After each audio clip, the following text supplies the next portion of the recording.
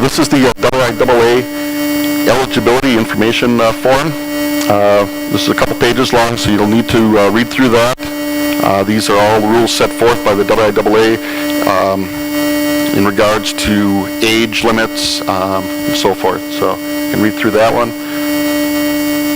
Transfer eligibility. I know I had a phone call this morning, in fact, a student transferring. The rules as far as that goes are indicated on here. Amateur status. Down at the bottom of page 5, you'll see the practice travel release. Just one sentence there. Due to the fact that some practice and contest facilities are located off of the Denmark School District campus, your signature on page 1 is giving permission for your child to drive, provide transportation for others, and or ride with others to practice for the current school year. Okay, so just signing off on that will indicate that you're fine with that. The next form is the FERPA form. Terry, just jump in if any information or added information. This more or less indicates that you're giving permission for the athletic trainer to talk to the coach about any injury that your son or daughter may incur during the season. Without this form being signed, our athletic trainer cannot go to the coach and give information in regards to the injury. This one is the emergency contact information. This one is also in the middle school pamphlet. The middle school booklet is just 2 pages. Okay, you don't have as much paperwork. This is one of them. This is in both high school and middle school.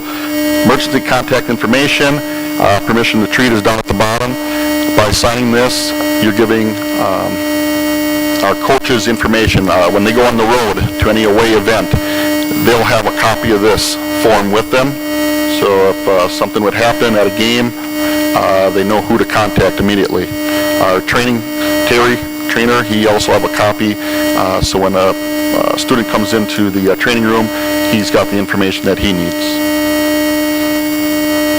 All right, and this last page in the booklet is the physical. If you recall from years ago, you had a green card and a tan colored card. The green one was for physicals, the tan was for alternate year. We've combined the two. We do no longer get the forms from the IIAA, so we've created our own form here, and it's on one sheet. Everybody should sign the top form, and if you need a physical, which is every other year, you'll need your physician to sign the bottom form, okay, and turn that in. We ask that you keep those packets intact. Do not take the staple out. If you did download it from the school website, we ask that you staple it together and turn it in one packet. Okay, we do not want a couple of sheets tonight and a couple sheets later. We'd like to get it all at one time.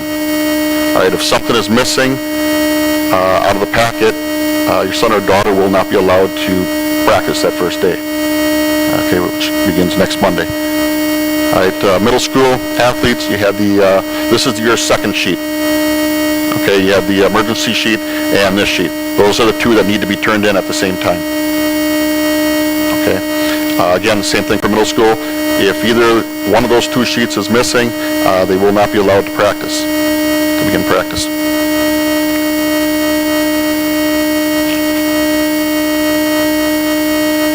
Okay, I mentioned a little bit about the participation fee. Participation fee is $15. This is middle school and high school athletes. At the high school level, there's a $10 laundry fee for the sports of football, volleyball, wrestling, and girls and boys basketball.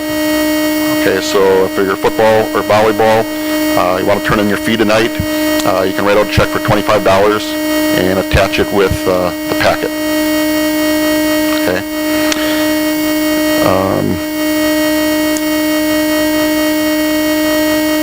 Just talking real quickly about the co-curricular code that I brought up. When you sign this form, the packet indicates that you know what the co-curricular code is. Probably the biggest point of emphasis is the eligibility because of academics. Every 15 days in the term, the grades are checked.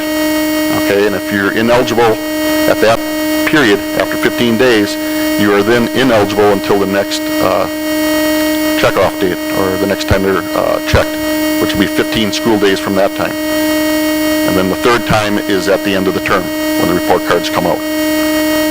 Okay, so it's important that you keep the grades where they should be. Mr. Niels, anything you wanted to add with, okay.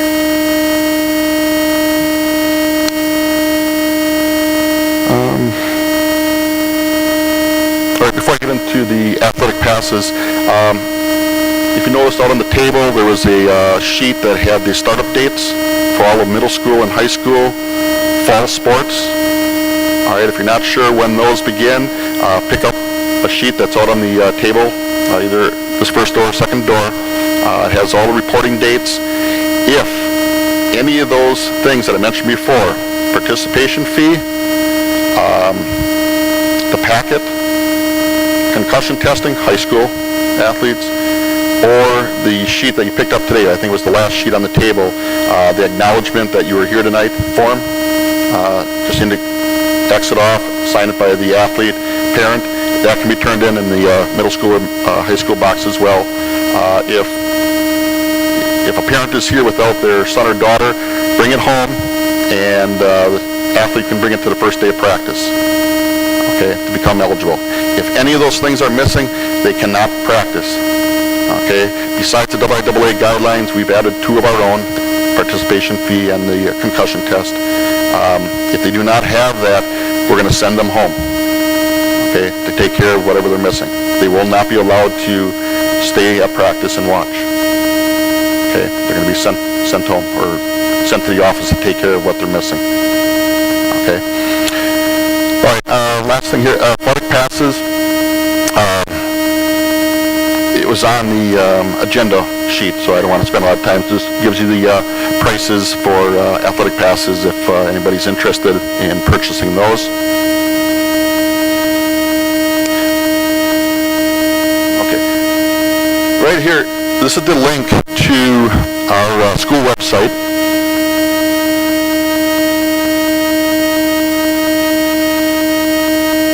Had some calls in the last week or so wondering what the schedules are and so forth. We just changed over our different program.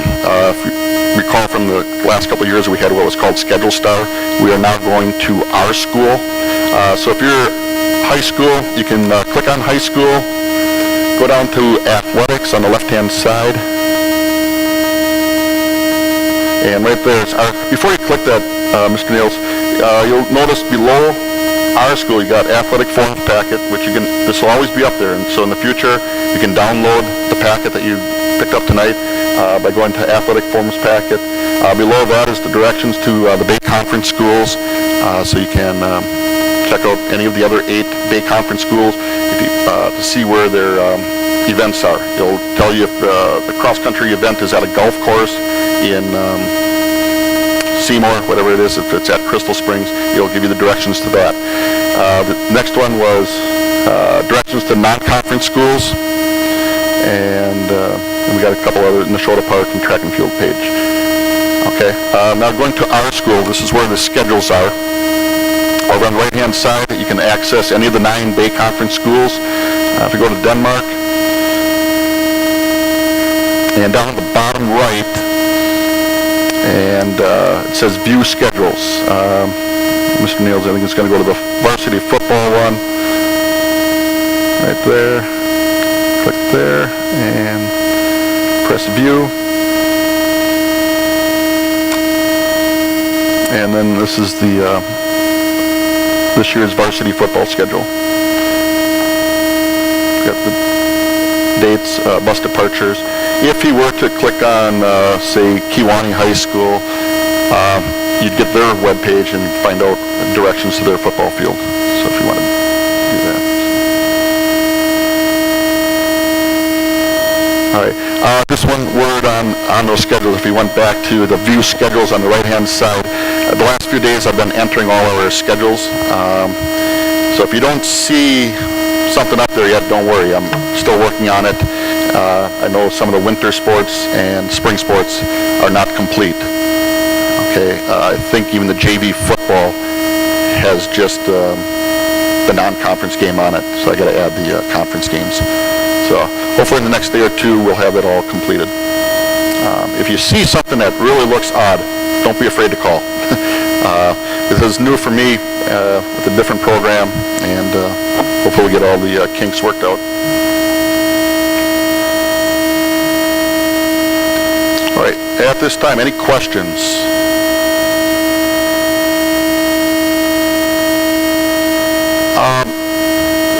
Coach Hansen, is he here yet?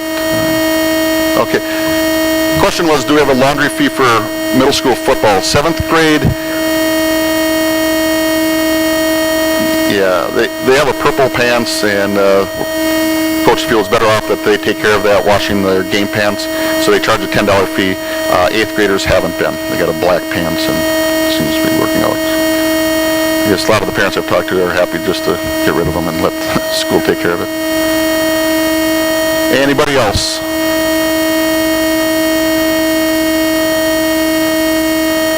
The checks can be written out to Denmark School District.